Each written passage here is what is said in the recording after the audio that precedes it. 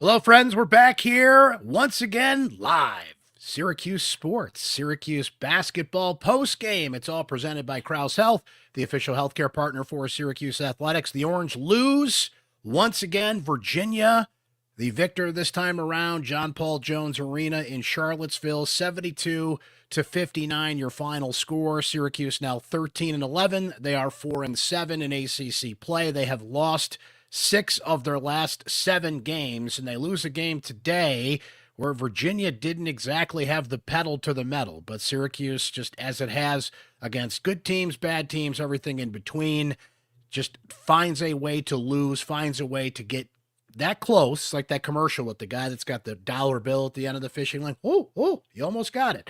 And you just watch this team, and you just don't have the faith that they're going to overcome whatever the issue was. And there's some issues in this game that Syracuse just couldn't quite get by Virginia, which we will cover.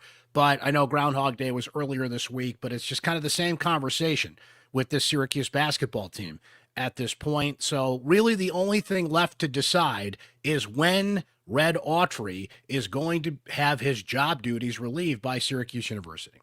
If that's this week, next week, do you ride it out to the end of the season? There's still a month to go in this season. It's just going to continue to be a distraction, a topic of conversation, and really the only thing people are going to care about when it comes to this team is what is the future of the head coach. And that's just the reality of the situation. It is not me.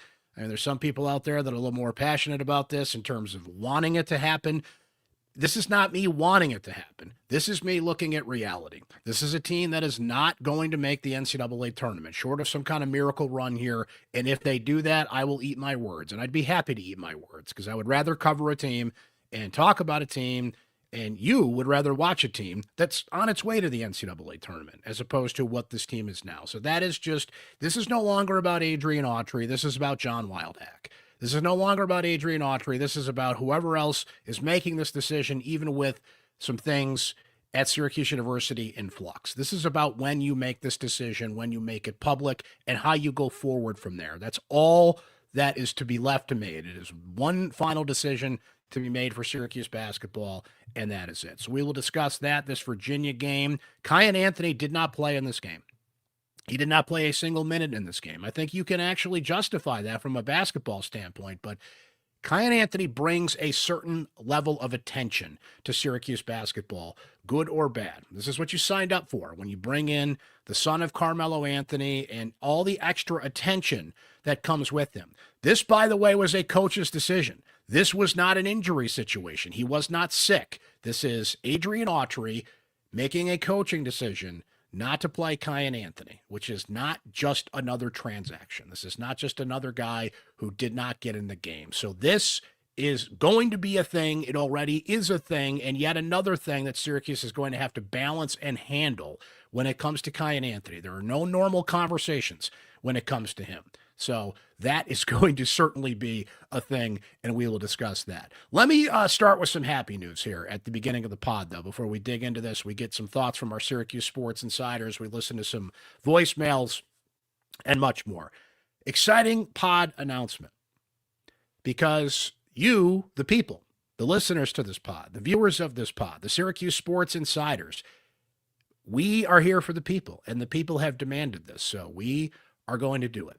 We are going to start doing some Syracuse women's basketball postgame shows here on Syracuse Sports, and we are going to start doing Syracuse lacrosse postgame shows here on Syracuse Sports. And I can tell you the first two we are going to do. The first one will be Sunday, February 8th, Super Bowl Sunday, but a big game at the JMA Wireless Dome for Syracuse women's basketball, one of its biggest games of the year as Syracuse takes on Louisville.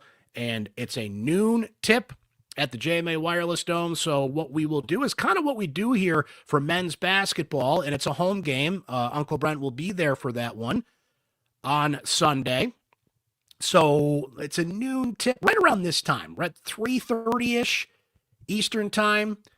But I'll let you know, our Syracuse Sports Insiders will get a little ping and get a little text on this. and you guys will be the first to know kind of exactly when we're going live. Louisville lost earlier this week, a battle for first place with Duke, a 1-point loss. They come in as a major test for Syracuse women's basketball, a team that is on the path to the NCAA tournament at this point. So we are going to do a post-game show after that game on Sunday afternoon. Don't worry, we'll get it in before the Super Bowl kicks off. I think New England might win this game, guys. I'm going with Seattle, but I think the Patriots have a couple of things that if it goes their way, they could win this thing. I'd certainly take New England plus, 4.5 at this point. But we will have the post-game show in live before the big game, but you guys can watch and listen when you want on demand. So that's announcement number one. Announcement number two, our first lacrosse post-game show is going to be Friday night, Friday the 13th, as a matter of fact, after Syracuse plays Maryland. Major game coming up at the JMA Wireless Dome. Syracuse smoked St. Joe's today at the Dome, 20-2, so it sets up a top three matchup between Syracuse and Maryland on the men's side, but the number one team in women's lacrosse will also be at the Dome on Friday. Number 1 North Carolina to take on number 11 Syracuse. Reggie Thorpe dropped his first game as Syracuse women's lacrosse head coach on Friday. 9-5 loss to Maryland. Huge lacrosse day, one of the biggest lacrosse days I can remember, coming up at the Dome Friday the 13th. You got a 2:30 face-off between number 1 North Carolina, number 11 Syracuse on the women's side, and then a 6 o'clock face-off between number 1 Maryland and number 3 Syracuse. So we're going to do a post-game show Friday night after that huge day of lacrosse. So programming, no, put that on your calendar. No, it's coming. I hope you can join us live, but if you can't, that's why you subscribe, right? That's why you follow on Spotify, Apple, YouTube, wherever you get your pods. Please follow and subscribe to Syracuse Sports. You guys can watch and listen on demand to that. So wanted to let you guys know about that. And, we'll kind of lay out the schedule the rest of the year, see how things go in terms of when we're going to do more pods after women's games and lacrosse. I think we can get into a good steady rhythm there. But, Uncle Brent's got a lot going on these days, covering a bunch of things. So schedule's got to work out. But you guys have asked for it, and we're here to deliver. We're here for the people. So we're excited that we're going to do some more post-game shows beyond what we've traditionally done with football and men's basketball. All right, this game, look, it was there for the taking. Virginia was not at its best, but Virginia did a few things today that kind of is like the big brother had his hand on the little brother. The little brother thinks he's like getting in the fight here, but Virginia did a couple of things today to keep Syracuse from overcoming and making a run in the second half. This was not like the North Carolina game. I don't know what's worse. When you're playing North Carolina and you're down by 30, they made a charge in that game to only lose by 10, but just kind of knowing it's over versus being teased to think they can be competitive in a game like this. But Virginia did a couple of things really well today. One of them was offensive rebounds. They smoked Syracuse on the offensive rebounding edge, 17-6. The continuous chances that Virginia got on the offensive glass and the possessions that it swiped away from Syracuse were big for Virginia. Virginia was 10 of 30 from three-point range. That's not great. It's 33%, but Syracuse only hit 3 3-point shots in this game. 3 from beyond the arc, 3 of 11. Syracuse shot well overall. They shot 49%. They were getting the ball in the paint. Nathan George played a great offensive game today. He was 8 of 9, 19 points. We've always had this conversation with Nathan George. He tries to be the offense or he tries to run the offense. But what is important for Nathan George or any point guard, in this case him, to do is to take what the defense gives you. And what the defense gave him, what Virginia gave him throughout this game was kind of that short jumper right around the free throw line, and he was making them. And he was the only one who was consistently and aggressively shooting the ball. Donnie Freeman had an awful game for Syracuse. 2 of 11, 5 points, 9 rebounds in this game for the Orange. And we've had this conversation about whether the ball flows better, where I don't want to say Syracuse is a better team without Donnie Freeman on the court, but there's just a distinct difference between when he's on his game and not. At first, Virginia was all over him defensively, which opened up some chances for J.J. Starling in the first half for Nathan George, as we mentioned. But just as the game went along, Donnie just wasn't playing well. He was getting beat up in the paint. He couldn't challenge anybody. Obviously was not shooting well. And when you don't have your best player in the flow, it just goes back to those conversations about, why did Red Autry bench him a couple of games ago? And we're pulling our hair out saying, how can you keep your best guy on the bench. And that was a coach's decision, a controversial one at the time. But you can almost sit back and have a conversation about just how much better the offense is without him, which is insane because he's an NBA talent. And when Donnie Freeman's on and he's dropping 20, 22, 24 points on opponents, like, it's an insane thought at first, but then you see games like today when he's a non-factor. But who steps up in his absence? It was George, it was JJ at times, but JJ had to go 6 of 14 to get to those 13 points. Nate Kings scored 13, 5 of 11, but just 1 of 6 from three-point range. Virginia came in to this game as one of the better three-point shooting teams in the ACC. And they did enough. They hit 10. You lose those shooters, and they're popping threes on you. But you're looking at the scores as you're going through the game. Syracuse is in range. I mean, Virginia had answers pretty much every time Syracuse got close. But this was not North Carolina, where you're just like, this is hopeless, right? But this is what bad teams do. This is what bad coach teams do, frankly. They find ways to lose and give it away. There was one stretch in particular that was just really painful for Syracuse. There was a great dunk by Akir Soare, who got some minutes in this game, some interesting time that he got. Nathan George scores, makes it 61-54. So that slam by Akir makes it 61-56. And then kind of going back and forth, JJ gets to the free throw line with 5 minutes to go. Only makes 1 of 2 with that awkward free throw stroke he's got, which I still can't explain that. When he shoots the ball, he has a great looking stroke. When he gets to the free throw line, I don't know what in the world that thing is, but he goes 1 of 2. It's 61-57 with 5 minutes to go.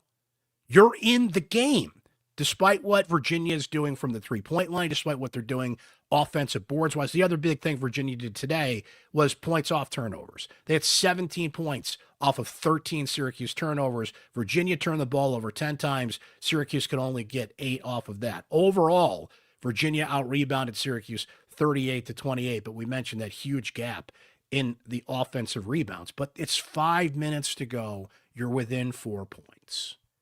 You can scrap your way out of this. You can ugly your way out of this. You can jump on a team that just doesn't want to drive with their foot on the pedal. It's like when you get behind somebody when it's snowing and they're a little too cautious.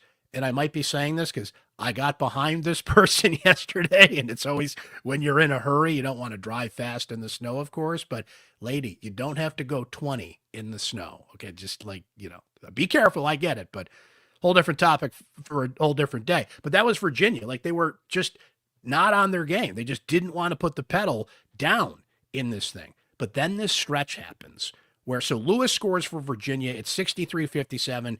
Donnie turns the ball over. Virginia misses a shot. JJ misses a shot. Now we're at about 3.5 minutes to go. Nathan George finally misses a shot after going perfect throughout the day. Now we're at about 3 minutes, 65-57. King scores. It's 65-59. Virginia hits a 3. It's 68-59. And then there was a stretch where everybody missed. Everybody missed. There were, 4 offense. Syracuse actually finally got on some offensive boards late in the game, and they're just missing shots left and right. That happens in basketball. The ball doesn't go in the hoop kind of thing. But, man, I go back to what I said a moment ago. I don't know what's worse, when you're just playing a team like Carolina and you're just not in the game, or you tease the fact that you're in a game. You're playing a Virginia team that even at home just was not at its best. And I think anybody that's watched Virginia this year, any Virginia fan, anybody that knows anything about that team would say, yeah, that was like 70% of what that team could be. And they have balanced scoring. You look at the Virginia side of things, Lewis at 16, but you go down the box score, everybody's chipping in 5 points here, 9 points here, 5-5, 8-2, 4-10, right? It's the ball moves better. It's a team that is in sync. And they have a first-year coach, by the way, in Odom, which just goes to show you how things can change if you make a coaching change.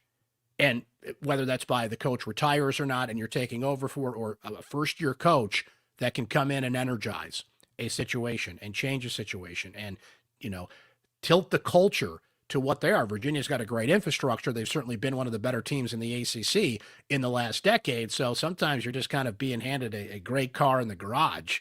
I know I'm using a lot of car references today, but sometimes when you buy a air quotes used car. It's like, no, man, I just, sometimes you get that great rental, like it's been a rental and still it's only got 10,000 miles on it, and you just find a great deal because it's just out there. That's Virginia. Virginia had a great infrastructure in place. Like, that's hard to screw up.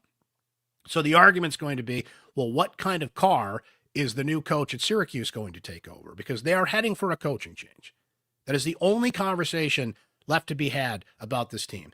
I'm not going to insult your intelligence, nor mine, and sit here and try and map out. It's like that meme with the guy from Always Sunny in Philadelphia who's got all the red lines drawn. I'm not going to sit here and insult your intelligence and find a path to the NCAA tournament. It's not happening. I'd love to be wrong. Please clip that. Please, old takes exposed. Please clip that and run that a month from now, because I would much rather talk about and cover a team, and you would rather watch a team that's going to the tournament. But if we're talking about the NCAA tournament team in Syracuse, it's the women's team, right? This team is not going to play meaningful games in March because they just keep finding ways to do this, to lose. Now, at least it was basketball reasons today. They just missed a bunch of those shots. They got out rebounded. Like, I'm almost trying to justify it in a way, but it's not some of the usual stuff that we've talked about. But man, you need your best player to show up in a big game. What did Donnie Freeman say before this week? Right? The opportunity that Syracuse had to play these two games, quad one games on the road, and maybe start to turn the season around. And for the most part, they were a no-show in that department. Carolina game, I know they made a charge at the end, but I mean, that they lost by more than 10 points, if that makes sense. They were more competitive in this game, but the problem is when you've watched this team this year, you're waiting for the fallout moment. You're waiting for the other shoe to drop. They've had this witching hour consistently in the second half, and they have not given us a reason to say they're going to pull this out. And that's not being negative. That's not, that's what they have trained us to think. That's how they play. They find ways to lose, whatever those ways are. They don't move the ball. Coaching rotations, free throws. Today it's just they missed a bunch of shots in the second half, and their best player was off his game. You let Virginia dominate the boards. Like, again, at least today we're talking about, like, you just got beat by a better team, but you got beat by a better team that was at 70% of what they do usually. I'm just throwing that number out there. Just didn't feel like Virginia had the hammer dropped here. So again, now what's going to happen, even though, to switch back to this for a minute, even though Kiyan Anthony has been an issue for this team, when you look at some of the analytics, some of you guys were sending me screenshots, I think it's Bart Torvik, and you look at, people can get lost in some of the analytics and the numbers, but Kiyan's offensive efficiency has not been great. He's not a good defender. He has not been justifying the minutes that he was getting prior to this. So Autry sitting him in this game, you can actually justify why, but not 1 minute when Virginia's bench outscores you 29-7. You don't at least try and put him in the game at some point here to try and spark something offensively. He can get to the rim. He can shoot. He can do something. He's going to draw attention. Like, I don't get why that's a coaching decision to not even try it. And look, the timing was certainly interesting. If you didn't see it earlier in the week, I'm not saying this is why Kiyan didn't play, but here you have in the North Carolina game, and you can see it on your screen if you're watching on YouTube, Carmelo Anthony with 4 letters, SMFH, shaking my bleeping head, right? Reacting to what he's seeing on the North Carolina game. That got a lot of attention because anything that Carmelo Anthony does, particularly talking about his son, who plays at Syracuse University, is going to get attention.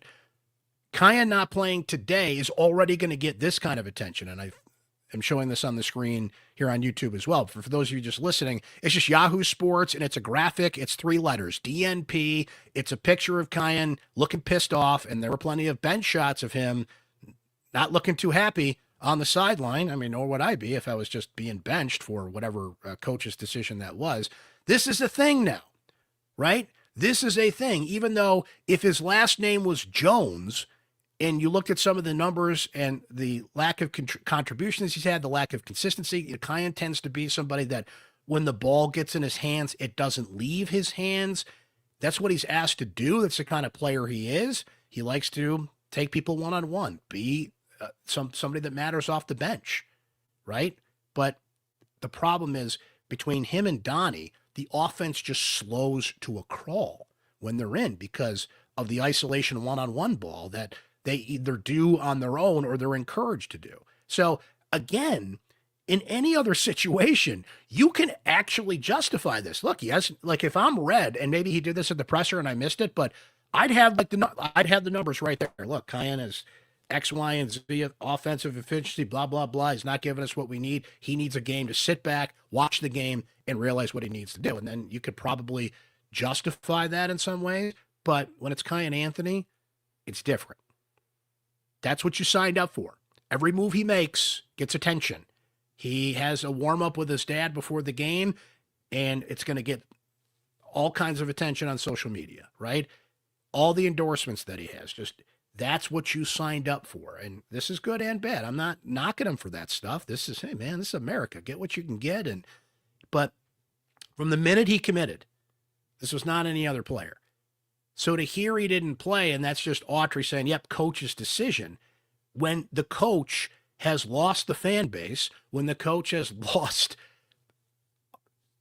name it, he's lost it, right? This is not going forward. He is in his final days as head coach of this team. It's just a matter of when they make that announcement. So with everybody already doubting the coach and every move he makes, you do not get the benefit of the doubt on something that you actually could statistically justify right now. Now, that's a hard case to make that Bryce Zephyr should get more minutes than Kiyan Anthony, that you play 9 guys in this game, and he's not one of them. When their bench is outscoring you 29-7, I saw some guys late in that game looking pretty gassed that maybe Anthony could have spelled a little bit. And the timing of that is just, at the very least, is curious. This comes the game after Carmelo Anthony posts something on social media that got a lot of attention. That could be a coincidence, but I don't believe in coincidences. So now that's a thing. Now this is going to just swamp a lot of the conversation about Syracuse basketball right now, which, by the way, I don't know, maybe there's some slight genius in that.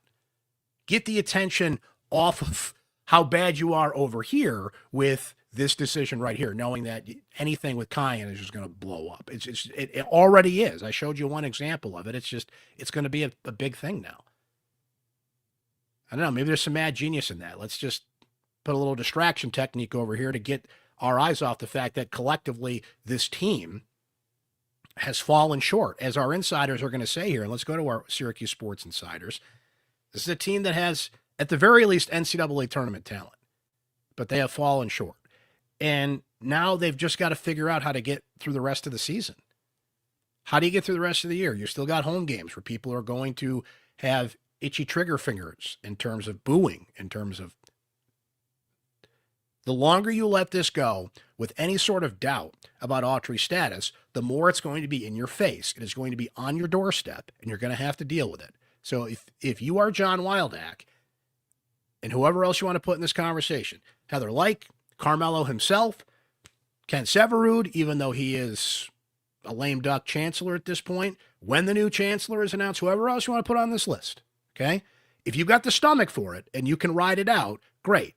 But I think we all need to be adults here and just be like, okay, when do we make this public that we're moving on? And if that means you want to keep Autry in as head coach through the rest of the year, I think that's fair. But you've got to do something soon. You've got to make some kind of declaration on this, or it's just, like I said, if you got the stomach to ride it out, then good for you. But it's just going to distract and detract from everything else you're trying to do. So long-term gain there, short-term pain, in that if and when you feel like it's the clean time to make this decision, you might even wait until the season's over, whenever that is, probably maybe the day after Selection Sunday. Like, ideally, that's when you do it. But let's be real here. If you're not already back-channeling with, start the names, Josh Schertz, Luke Murray, Alex Gorsh down at USF. I mean, I just don't want to make this a candidates show quite yet because there's a lot of names people are throwing out there, but a lot of people want Josh Schertz at St. Louis. He's going to be the top guy on the board. So are you, again, I'm bringing up a whole other conversation here, but are you going to spend the money and all these things that Is Syracuse serious about this? Are they preparing for this? And that's why they're being quiet about it, right? And I know it's unprecedented to announce that a coach is done at this point of the season and just ride it out, but I don't think Syracuse can be sitting here saying that they can't do unprecedented things. This is an unprecedented situation. Times are different. Times are what they are. You have to react to what's in front of you. You have to deal with what's on your front porch. And what is on your front porch is a fire that you have to put out. And when you choose to do that is the question. What they do have going for them, in that somewhat, statistically as low as this is, they still do have technically the opportunity to make a run here, go in the ACC tournament and clinch the NCAA tournament. So you don't want to have egg on your face that you announced that the coach is done on whatever it would be, February 8th or 9th, and then somehow, some way, this thing turns around. That's the only reason they're not doing it. It's just public relations. You just don't want egg on your face that you pulled the trigger on doing this a little early. But that's the only question left to answer with this team. Not are they going to make a run, it's when are you going to make this official? Because everybody else around you, and I'm going to give Syracuse somewhat of the benefit of the doubt here. Not only is everybody around you operating with this understanding, I think you must be too. You better be. You better be lining up candidates, hiring a search firm. If you do that, I think that's a waste of money, but I get why universities do it. Back channeling how these things work. I'm not even sure what the rules are about like contacting people, but with the rules, are there rules in college sports these days? Give me a break with that. You have to let it be known to your candidates that Syracuse is interested, that the job will be open. Just hang with us here. I don't think Syracuse gains anything strategically by announcing now that the job is open. Everybody knows the job is open. Agents, people in the sport, they talk, they know. It's not like Syracuse is open. What? No, of course they know. So to me, it's you do it because you've just got to like take the tea kettle off the stove and just take away all of this noise that's going to be around this thing and just take it head on. Yeah, we're moving on. We've got a season to get through though. And Adrian Autry is going to be the guy to do that, which, by the way, I think would be a fair compromise. I think people would be fine with that as long as they know that it's over after this year. I think most people would be reasonable about that. I think the players would appreciate that. And some people would be like, you're going to start thinking about where they're going to go elsewhere and what's going on with the portal. And do they respect Autry and would they play for a lame duck coach? I mean, what are we talking about right now? I don't know how any of that changes if you make his job status known publicly. But that's all that's left to answer with this thing. And as I brought up and announced at the start of the show, more focus is going to shift over to the women's team. More focus is going to shift over to lacrosse because this men's team is just, it's over. This is just not a team that's set by its mark that the athletic director told, a couple of our reporters at syracuse.com a year ago. Meaningful games in March. Well, they're not going to meet that. That's the mandate. That is the parameters for the job. And I know that's not official yet, but that's the reality. See what our insiders had to say about this one, because being a Syracuse Sports Insider means you can text me directly anytime. It's a beautiful thing. Your thoughts, your questions, your opinions, just now shoot the breeze.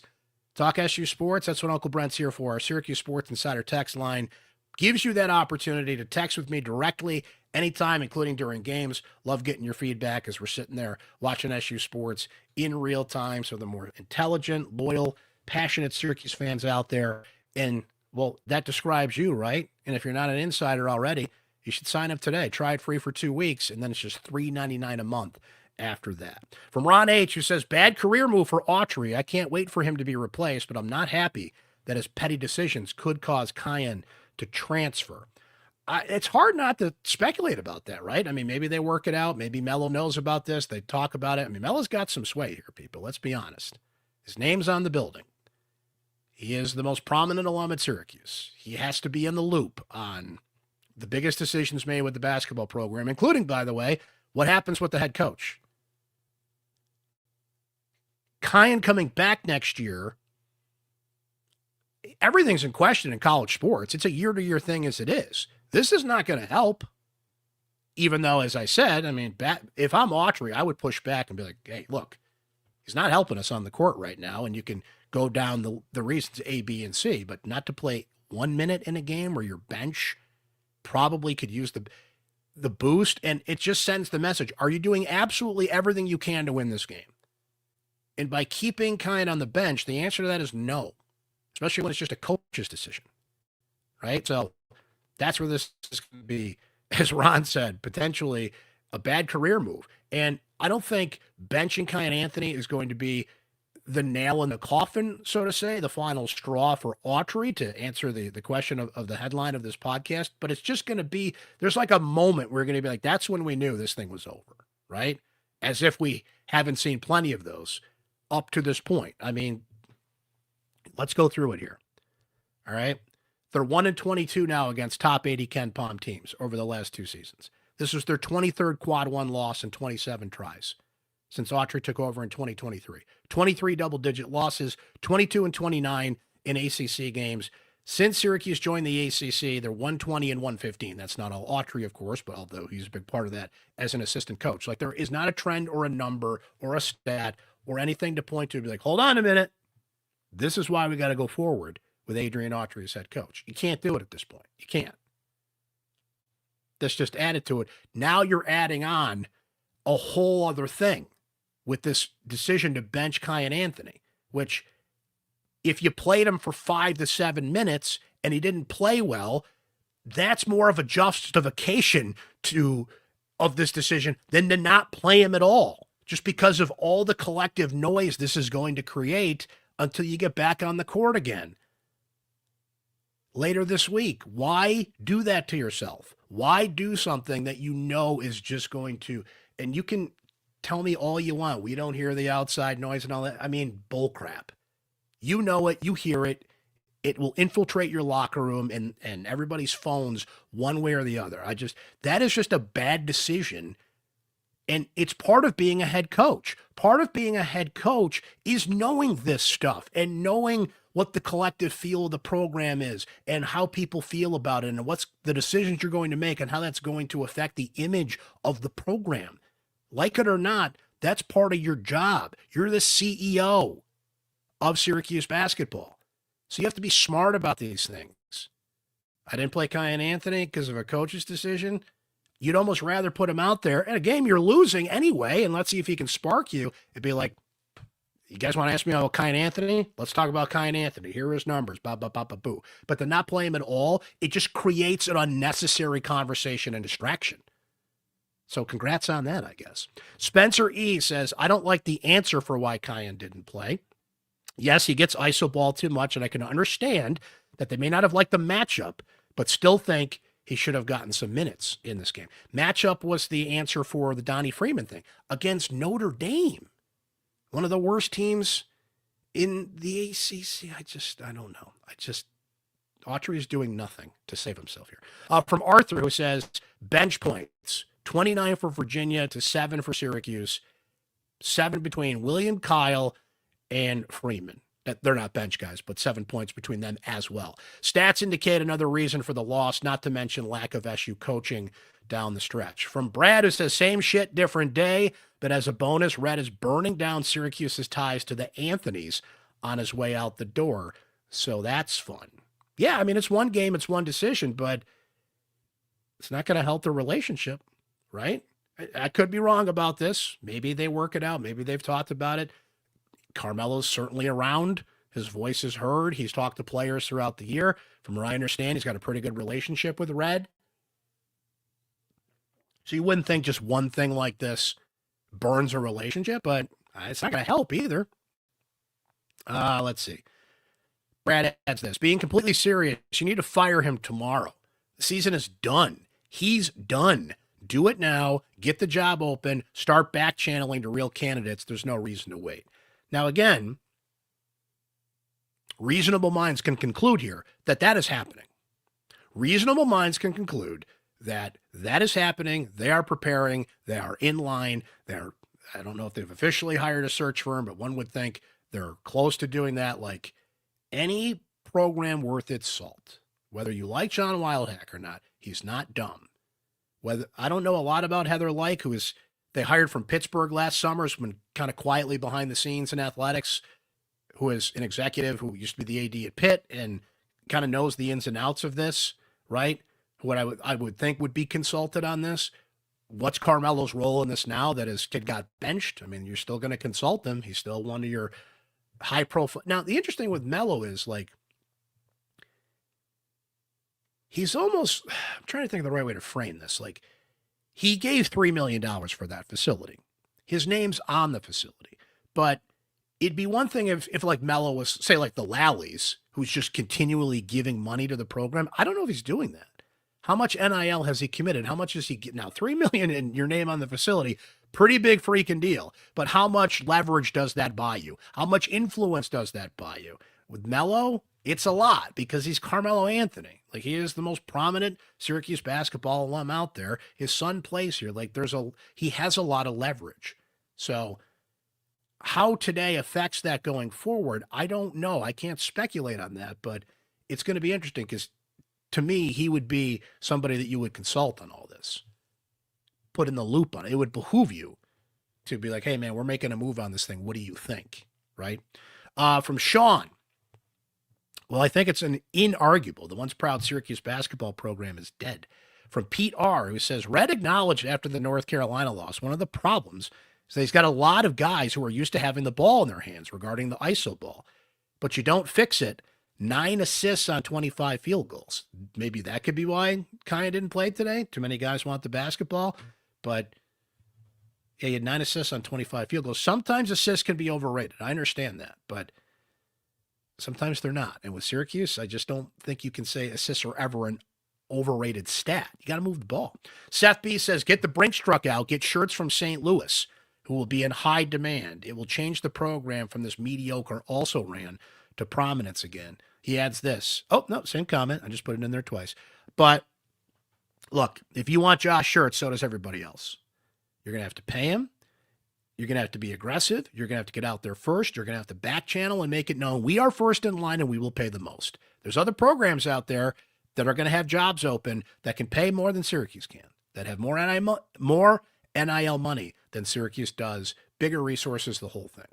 Josh Schertz is a great coach. He is a terrific recruiter, and I'll tell you what else Josh Schertz brings to the table that Red Autry does not, a presence. He has a presence in the room. He connects with people.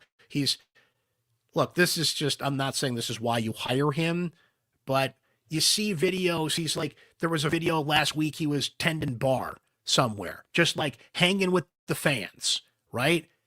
St. Louis does a really good job putting up these videos on their social media channels of him like doing the pregame speeches, and it kind of circles back to here's the pregame plan and the speech. They won the game, and then like they kind of wrap it all together. And these things are edited together and they're made to look good. But I know a guy who's got presence when I see it, and he just flat out wins.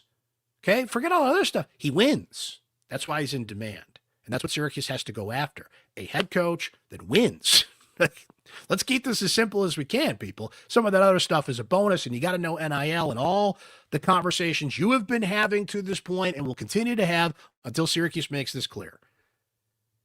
Gabe, post-game thoughts. 1, this team is not going to finish above 500. 2, NC State, Miami, and Virginia have gotten new coaches and turned their teams around. It's our turn next year. Roger B says, I hate to say this, but I think Autry should be relieved as head coach so Syracuse can start looking for a new coach who can start in time to recruit from the portal. Now, remember, the portal does not open until the tournament's over this year. New rule that is enacted immediately.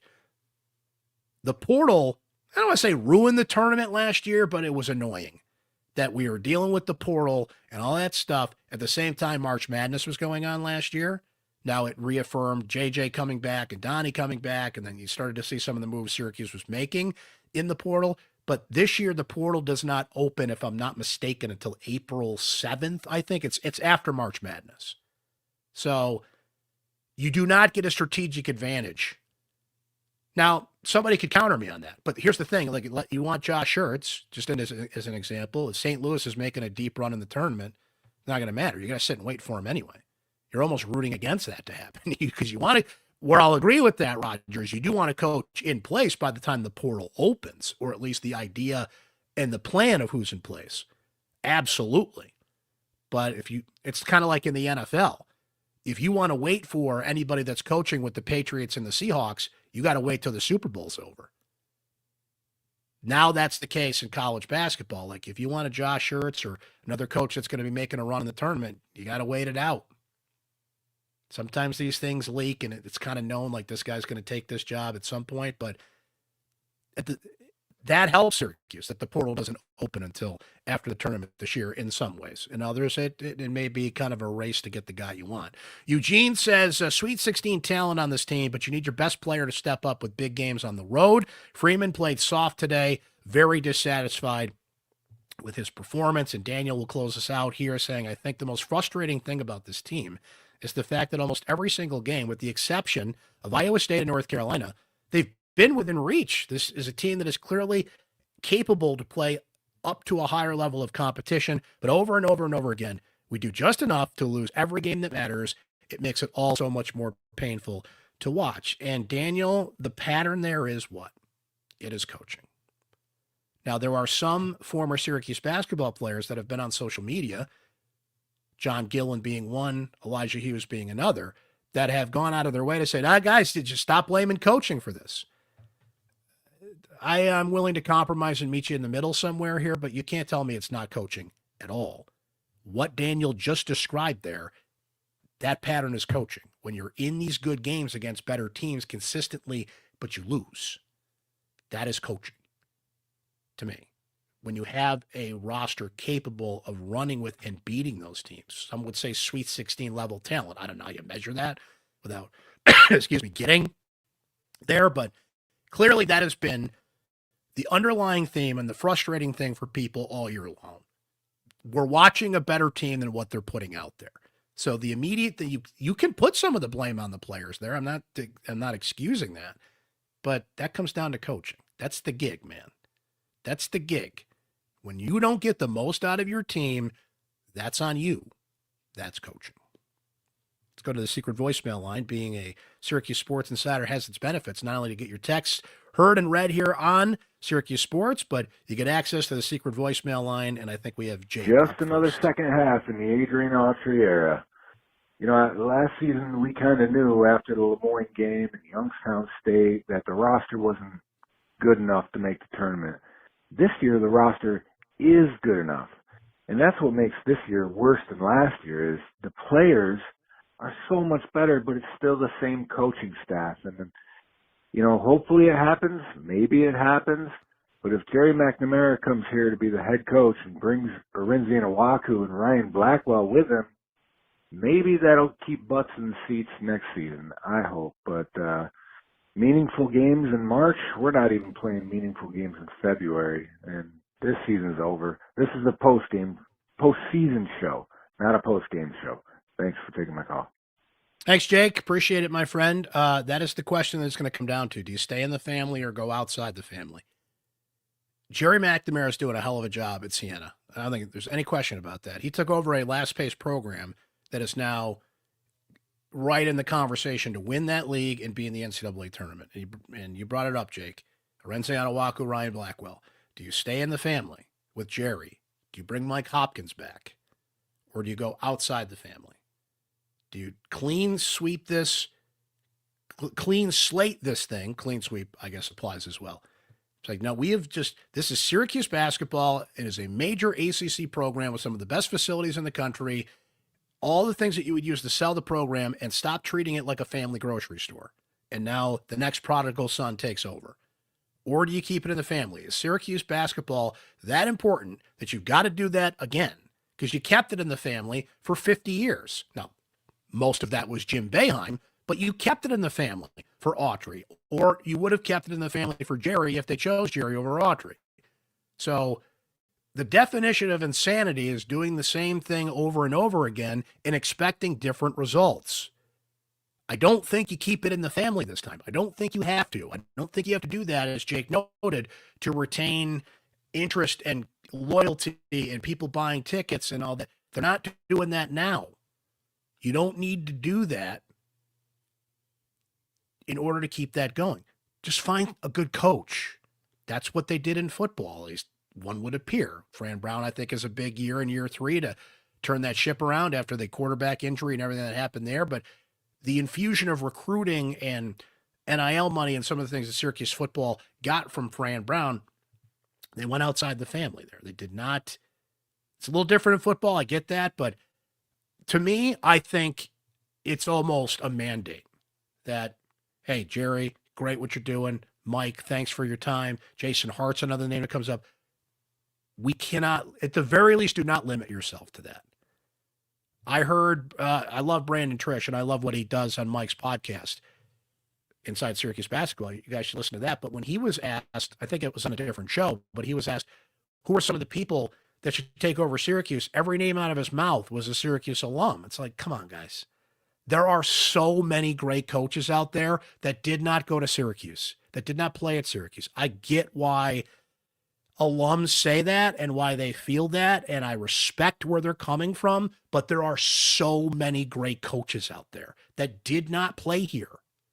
You've got to recognize that. It does not have to be kept in the family. This is not a grocery store. It's a major Division I ACC basketball program, and you cannot sell yourself short by keeping it in the family. That would be my message, but we'll see how that goes. One more from the secret voicemail line here. Hey, Brent. Not that Jim B. Lacrosse team looked pretty good today. I know the offense gets a lot of the credit, but a lot of publicity, but I think the defensive unit is a lot better this year. Jimmy McCool played good in goal. And, well, as far as basketball, I think you could just play everyone's comments from the entire season. Same thing. I think they had 24 points in the second half, 9 assists on 28 made baskets. They got out rebounded by 10 versus 13 turnovers. Versus you look at Virginia, they had 18 assists on 36 made baskets. It's just time to, put the season in the bag. I mean, I think it already has been, but it's over now. And hopefully they'll start looking for some new coach. And I encourage everyone, watch the women's team tomorrow. They're playing Louisville. That's a big game for them at the Dome. Those in Syracuse pack the house for Coach Jack and the ladies. They're playing real good this year.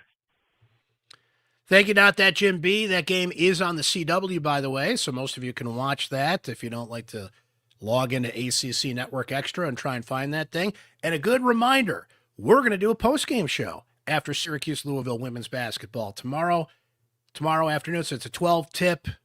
Right around this time, we're on live here about 3:55 Eastern time. So we'll let you know. Of course, our Syracuse Sports Insiders will know first. We'll give you the text, but just plan on tomorrow afternoon, somewhere between the end of that game and certainly before the Super Bowl starts, that we'll be doing a Syracuse women's basketball postgame show after a huge game against Louisville. We're also going to be doing Syracuse men's lacrosse postgame Friday night after a massive game. This is the game on what is one of the hardest, most competitive, and frankly more entertaining schedules that Gary Gates ever put together. Maryland. If Syracuse is going to win the national championship in lacrosse, they have to prove they can beat Maryland. And they've got to break what is now an 8-game losing streak to Maryland. They've got to get that monkey off their back. Huge day Friday. Huge day. Huge at the Dome for lacrosse. But Sunday afternoon, we're going to talk some women's hoops here on the show. So if you can't watch live, so important, make sure you're subscribed, okay? Spotify, Apple, YouTube, so you can watch and listen on demand when you want. For now, Syracuse loses its 6th game in 7 tries, 72-59 to Virginia. Kiyan Anthony does not play a minute. That's going to be a thing. The discussion about Adrian Autry's job, that's going to continue to be a thing. It's just a matter of when, not if, at this point. Timing of it, that's the final question to be answered here about the season, and there's still a month to go, right? We'll continue doing the post-game shows here for men's basketball, too, after these games. We're going to ride this thing out, baby. But glad to add on some things that'll be maybe a little better to talk about, make people a little happier these days than sorry I've been the voice of gloom and doom here. But hey, man, we're here to talk about it, win or lose. Thanks for hanging. Enjoy the rest of your weekend. Enjoy Super Bowl Sunday, and we will talk to you again tomorrow, Sunday, after Syracuse takes on Louisville in women's basketball. This has been Syracuse Sports Live, Syracuse Basketball postgame presented by Krause Health, the exclusive healthcare partner for Syracuse Athletics.